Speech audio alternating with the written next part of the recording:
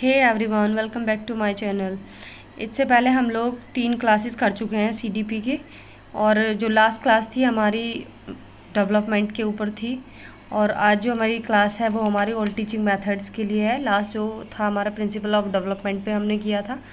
आज हम करने वाले हैं ओल्ड टीचिंग मेथड। इससे आप लोगों को, जो लोग एग्ज़ाम दे रहे हैं सीटेट का, यूपीटेट का या केवीएस में, आपको 3 से 4 नंबर के जो क्वेश्चंस देखने के लिए मिल जाएंगे। इसमें हमने जो मेथड रखे हैं 10 मेथड्स एंड 10 मेथड इसी वीडियो के अंदर हम कवर करने वाले हैं। बाकी जो मेथड्स हैं हम अपनी दूसरी वाली वीडियो में देखेंगे। 2 पार्ट कर लेंगे हम इस वीडियो के। तो ये जो आपको मैंने यहाँ पे 10 मेथड जो मेंशन किया, इनसे क्वेश्चंस आपको देखने के लिए आराम से मिल जाएंगे। कि मतलब ऐसे मेथड्स रखे हैं जो यूजुअली आपके जो प्रीवियस ईयर जो क्वेश्चन हैं आपको इनसे देखने के लिए मिल जाएंगे। आपको ये क्वेश्चंस डायरेक्ट वे में ना पूछ के आपको मतलब ऐसे लैंग्वेज में आपको क्वेश्चंस को ऐसे बुन के दे देते हैं। फिर आपको क्या करना होता है कि उसका आंसर देना होता है। अगर आपको पता है कि सारे टीचिंग मेथड्स में कौन से मेथड में क्या हमारी टेक्निक यूज़ होती है और कौन चाइल्ड सेंटर्ड कौन सा है और टीचर सेंटर्ड कौन सा है, तो आप इजीली उन क्वेश्चंस के आंसर कर सकते हैं। ये कई टाइम कुछ ऐसी मेथड्स हैं जिनसे आपको डायरेक्ट क्वेश्चन देखने के लिए मिलेंगे, कुछ ऐसे हैं कि इनडायरेक्ट वे में आपको क्वेश्चन देखने के लिए मिलेंगे। तो आज का जो हमारा टॉपिक है, शुरू करते हैं ओल्ड टीचिंग मेथड्स। तो आज जो हमारा है ओल्ड टीचिंग मेथड्स है, जिसमें हमने 10 मेथड्स अपने लिए हैं। जो सबसे पहला मेथड है हमारा स्टोरी टेलिंग मेथड, सेकंड जो हमारा टेक्स्ट बुक मेथड, और जो थर्ड है हमारा लेक्चर मेथड, फोर्थ है हमारा डेमोस्ट्रेशन मेथड। तो सबसे पहले हम ये पूरे जो 10 मेथड्स हैं ये देख ले रहे हैं। फिर उसके बाद है हमारा ट्यूटोरियल मेथड, फिर हमारा 6 है क्वेश्चन आंसर मेथड, फिर हमारा हो जाता है डिस्कशन मेथड, फिर आता है हमारा heuristic method, most important method है हमारा। अभी हम सिर्फ रीड आउट कर रहे हैं, फिर एक एक 1 बाय 1 जो है मैंने देख लेंगे इनकी एक्सप्लेनेशन। 9th मेथड है हमारा डिस्कवरी मेथड, 10th है हमारा प्रोजेक्ट मेथड। तीनों ही मेथड हमारे चाइल्ड सेंटर्ड होते हैं। ये लास्ट वाले मोस्ट इम्पोर्टेंट मेथड हैं आपको एग्ज़ाम्स में इनसे बहुत सारा ऐसे मार्क्स गेन करने का मौका मिलेगा। और ये क्या है, हमारे चाइल्ड सेंटर्ड मेथड है, और साथ साथ क्या है, बहुत ही इम्पोर्टेंट मेथड है। अब शुरू करेंगे कि 1 बाय 1 देखते हैं कि कौन से मेथड में को कैसे देखें। तो सबसे पहले हम देखेंगे story telling method. Story telling method में क्या है कि स्टोरी टेलिंग मेथड हमारा गुरुकुल के टाइम से आप लोगों के मतलब कि पुराने टाइम से हमारी दादी नानी जो भी हैं तो हमेशा से स्टोरी टेलिंग मेथड का ही यूज़ करते आ रहे हैं हम लोग। तो जो जितने भी मेथड है, हमारा मेथड क्या है, हमारा एक वे है, तरीका है बात बताने का, एक टूल है बच्चों को अपनी बात समझाने का, उसे मोर इंटरेस्टिंग बनाने के लिए। और जो ये हमारा स्टोरी टेलिंग मेथड है, इसे one of the oldest method के नाम से भी जाना जाता है। ये सबसे पुराना मेथड के नाम से जाना जाता है, क्योंकि पहले टाइम से ही सब लोग क्या करते हैं, स्टोरी टेलिंग जो मेथड है, मतलब कहानी कथन का जो विधि है, इसका प्रयोग करते आ रहे हैं। मतलब हमारे पेरेंट्स भी यूज़ करते आए हैं। हमारी दादी नानियों में आपने देखा होगा कि वो लोग जो स्टोरी टेलिंग के मतलब अब ऐसे कहानी सुनाती थी जिससे वो चीज़ें हमें और इंटरेस्टिंग लगने लगती थी, और क्या था, ईज़िली हमें वो जो कॉन्सेप्ट थे हमारे क्लियर हो जाते थे, या फिर जो एंड ऑफ द स्टोरी जो मोरल वैल्यू थी वो हमें क्लियरली पता चल जाती थी, और आसानी से वो क्या थी, हमारे माइंड में ऐसे सेट हो जाती थी। ये इसलिए इसे कहते हैं कि one of the oldest method story telling method. और ये क्या होता है कि इस जो मेथड के अंदर कोई भी चीज़ को मोर इंटरेस्टिंग बना सकते हैं। प्रेजेंटिंग वे हो सकता है, किसी भी जो मेथड के अंदर बताया गया है कि जो जितने भी मेथड हैं उनकी क्या क्या विशेषताएं हो सकती हैं। ये हमारा तरीका हो सकता है, किसी काम को करने के लिए हमारे टूल्स हो सकते हैं। ये किसी चीज़ को इंटरेस्ट बनाने का वे हो सकता है। ये हमारा प्रेजेंटिंग वे हो सकता है कि किस चीज़ को हम किस तरीके से प्रेजेंट कर रहे हैं, ये हमारे मेथड होगा। और स्टोरी टेलिंग जो मेथड है, इसके बारे में आप सबसे पहली बात याद रखेंगे, one of the oldest method. Second, making more interesting, किसी भी चीज़ को मोर इंटरेस्टिंग बनाने में मदद करता है। अब इसके साथ साथ हम देख लेते हैं इसकी विशेषताएं क्या है, इससे हमारे क्या क्या मतलब हमें लाभ हो सकता है। तो इसमें सबसे पहले हमारा कि हमारा फोकस डेवलपमेंट, मतलब फोकस हमारा डेवलप हो जाता है, इमेजिनेशन हमारी अच्छी हो जाती है, कंसंट्रेशन पावर हमारी बढ़ जाती है, वोकैब हमारी अच्छी हो जाती है। जब भी नए शब्द यूज़ करते हैं उससे क्या होता है कि हमारी मेमोरी जो है स्टोर कर लेती है। और क्या है कि कभी कोई हमें बता रहा है कोई भी बात, हम कंसंट्रेट करते हैं क्योंकि स्टोरी में जितने भी हमने आपको जितने भी स्टोरी में देखने के लिए मिलेंगे कि मान लीजिए कि आपका एक पात्र राम हो गया, श्याम हो गए, तो 1 बाय 1 क्या है कि हम पूरा स्टोरी के ऊपर कंसंट्रेट करेंगे। हमें ध्यान रखना पड़ता है कि भाई ये कौन है, इसमें राम कौन है और श्याम कौन है, इसी के अकॉर्डिंग ऐसी हमारी इमेजिनेशन बढ़ जाती है। मान लीजिए कोई बचपने में हमें किसी ने फेरी टेल की स्टोरी सुनाई, तो क्या है उसके साथ साथ जैसे कोई डिस्क्राइब करना शुरू करता है तो हम अपने दिमाग में एक इमेजिनेशन भी बनाने लगते हैं। एक ऐसे फेरी टेल में हमने एक ऐसा महल बना लिया, एक रानी बना लिया है, और क्या फोकस हमारा डेवलप हो जाता है किसी भी चीज़ पे। हम जब फोकस कर रहे होते हैं, मतलब कहानी सुन रहे होते हैं, कहानी जो स्टोरी टेलिंग ऐसा मेथड है जो हमारे फोकस को डेवलप कर देता है। अब इसके साथ साथ हम देखते हैं जो नेक्स्ट हमारा मेथड है। नेक्स्ट जो हमारा मेथड है वो है टेक्स्ट बुक मेथड। अब टेक्स्ट बुक जो मेथड है हमारा, ये दोनों मतलब अब चाइल्ड सेंटर्ड भी हो सकता है और टीचर सेंटर्ड भी हमारा हो सकता है। अगर बच्चे खुद से पढ़ रहे हैं तो बच्चे चाइल्ड सेंटर्ड हैं, भाई अपने आप को ध्यान में लेके पढ़ रहे हैं। अगर टीचर बाय टेक्स्ट बुक पढ़ा रहा है तो वो टीचर सेंटर्ड हो गया है हमारा। और जो इसके साथ साथ इसमें दो चीज़ दी हुई हैं कि जब हम टेक्स्ट बुक में जो मेथड होता है, इसमें क्या होता है, साइकोलॉजिकल एनहेंसेस होते हैं कि इसके अंदर आप अकॉर्डिंग टू मतलब सब चीज़ जो होंगी बच्चे को ध्यान में रखते हुए, जैसे according to child age, according to उसकी क्लास, मतलब वो कौन सी क्लास में है, या फिर अभी उसकी एज क्या है, उसका मेंटल स्टेबिलिटी कितनी है, उसकी मेंटल एज क्या है, उसी के अकॉर्डिंग जो हमारी एनसीईआरटी भी क्या करता है, एनसीईआरटी में हमारी जितनी भी ये बुक डेवलप होती हैं इसी के अकॉर्डिंग होती हैं कि भाई जो हमारे साइकोलॉजिकल एनहेंसेस हैं उसी के अकॉर्डिंग हम अपनी बुक डेवलप करेंगे। बच्चे की एज क्या है, बच्चे की मेंटल एज क्या है, बच्चा कौन सी क्लास में पढ़ता है। और जो टेक्स्ट बुक मेथड है इसमें क्या होती है, हमारी अंडरस्टैंडिंग डेवलप हो जाती है कि बच्चा सिर्फ अपने आप को सेंटर रख के साथ साथ क्या करता है। अब आप मान लीजिए कि एक किताब खुद से पढ़ रहे हैं, कई टाइम होता है कि आप तेज़ ना पढ़ के अपने मन मन में पढ़ रहे हैं, उससे क्या होता है कि एक तो हमारी अंडरस्टैंडिंग डेवलप हो जाती है, उससे एक हमारी अंडरस्टैंडिंग डेवलप हो गई, दूसरी होगी कि हम सेल्फ सेंटर्ड हैं, और साथ साथ क्या है कि हम अपने आप में काम करने में एबल हैं कि अंडरस्टैंडिंग और बढ़ेगी। हम किसी के ऊपर ऐसे नहीं है कि भाई ये हमें पढ़ाएगा या समझाएगा, इसमें क्या हम खुद से कर लेते हैं चीज़ें। और कई टाइम होता है कि आप ज़ोर ज़ोर से पढ़ते हैं तो क्या होता है कि अगर आप रीडिंग कर रहे हैं तेज़ तो वो साथ साथ आपके कानों में भी जाती है।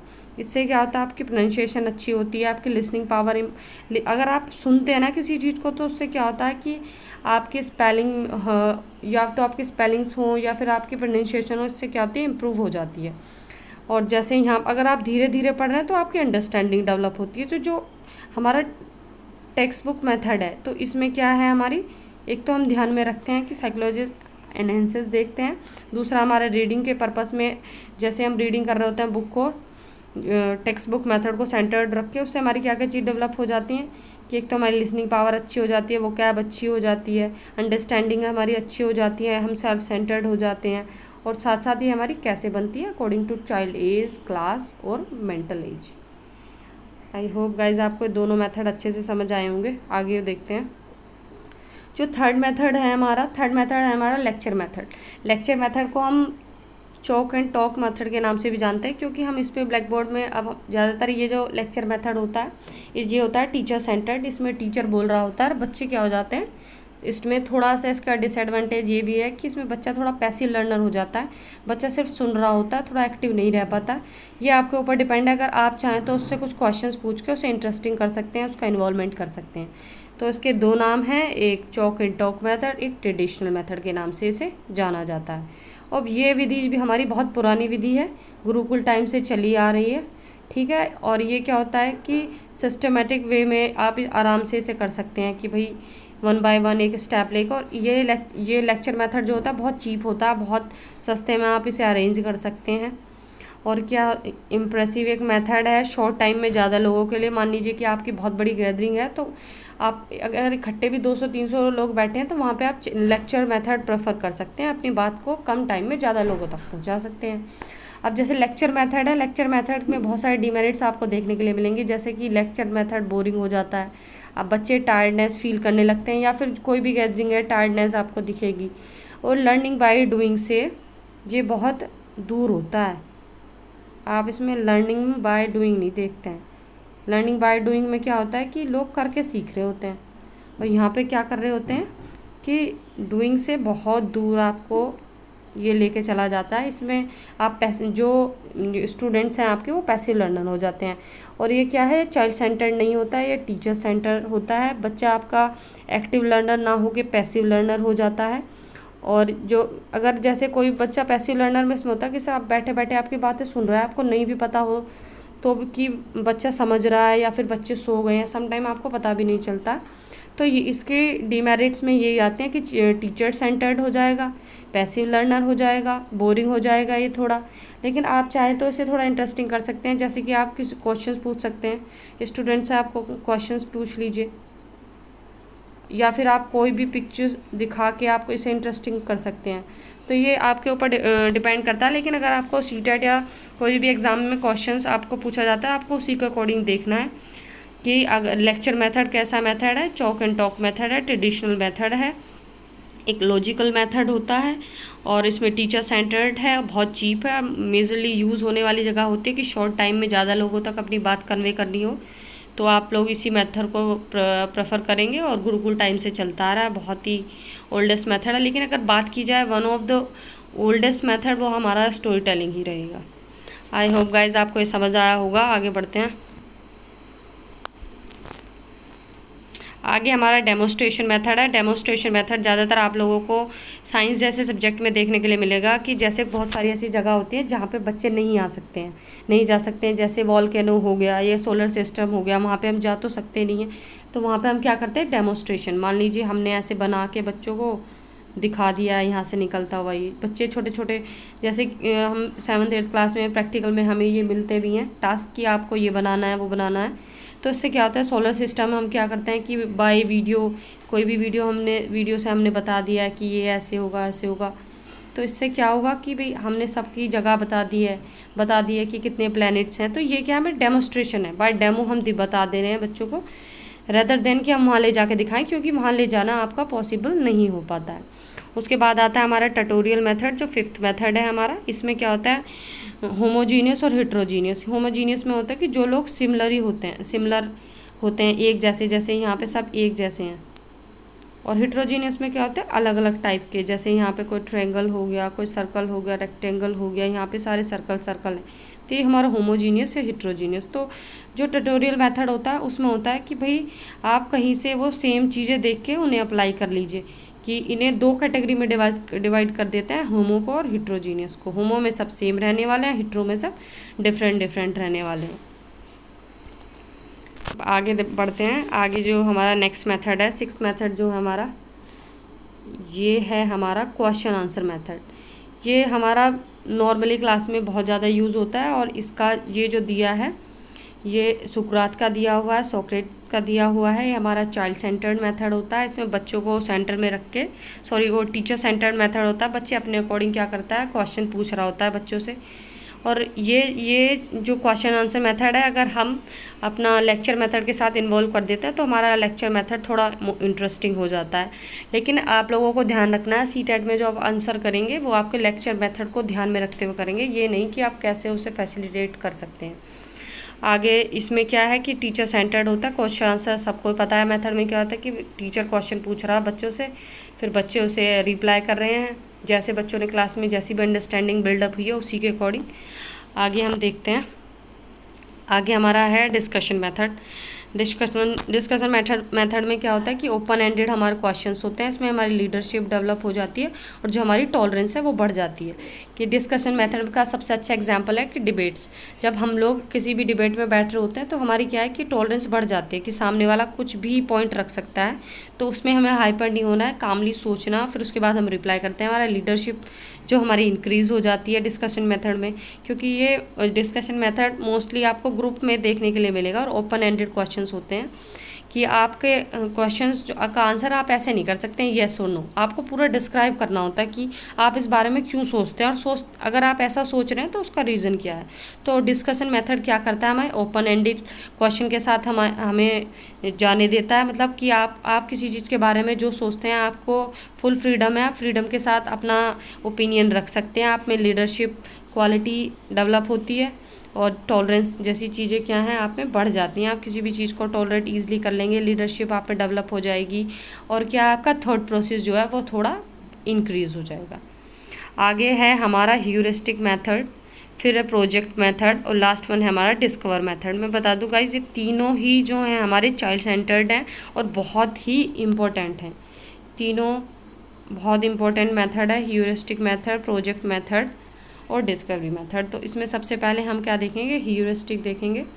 इसमें क्या है, ये अन्वेषण विधि है, इसे H.E. आर्मस्ट्रॉन्ग ने दिया था, ये आप मेंशन कर लेना, 1 नंबर में ये क्वेश्चन पूछा जा चुका है। प्रॉब्लम सॉल्विंग, ह्यूरिस्टिक मेथड का जो मेन पर्पस होता है ये होता है कि हमारी कोई भी समस्या हो उसे मतलब समस्या का हल ढूंढने के लिए, सॉल्व करने के लिए इसके यूज़ किया जाता है। आपकी प्रॉब्लम प्रेजेंट की कोई प्रॉब्लम हो सकती है या कोई आपकी इमेजिनरी प्रॉब्लम भी हो सकती है। और इसका जो ह्यूरिस्टिक मेथड है सबसे ज़्यादा किसके ऊपर काम करता है, आपकी हाइपोथेसिस के ऊपर, आपकी परिकल्पना के ऊपर। आप कोई भी प्रॉब्लम, सबसे पहले एक प्रॉब्लम एज्यूम कर लेंगे, फिर उसका आपको सॉल्यूशन ढूंढना होता है। और ये ज़्यादातर जो हमारे साइंटिस्ट होते हैं इस विधि का यूज़ किया जाता है। नॉर्मली हम क्लास में भी इसका यूज़ देख सकते हैं कि आपके सामने कोई भी एक प्रॉब्लम होगी, फिर आप हाइपोथेसिस लगाएंगे कि अपना खुद से परिकल्पना लगा लेंगे कि ऐसे भी हो सकता है, अगर हमने ये किया तो इसके परिणाम ये भी हो सकते हैं। तो उसी के अकॉर्डिंग क्या करते हैं हम, सबसे पहले ये प्रॉब्लम सॉल्विंग मेथड है, इसमें हाइपोथेसिस जो है सबसे मेनली वर्क करता है। और इसमें प्रॉब्लम हमारी इमेजिनरी प्रॉब्लम भी हो सकती है और प्रेजेंट में जो अवेलेबल प्रॉब्लम वो भी हो सकती है, और ये टीचर सेंटर्ड मेथड होता है। आगे बढ़ते हैं, आगे है हमारा प्रोजेक्ट मेथड। प्रोजेक्ट मेथड के जो जनक हैं हमारे यहाँ पे हैं W.H. किलपैट्रिक।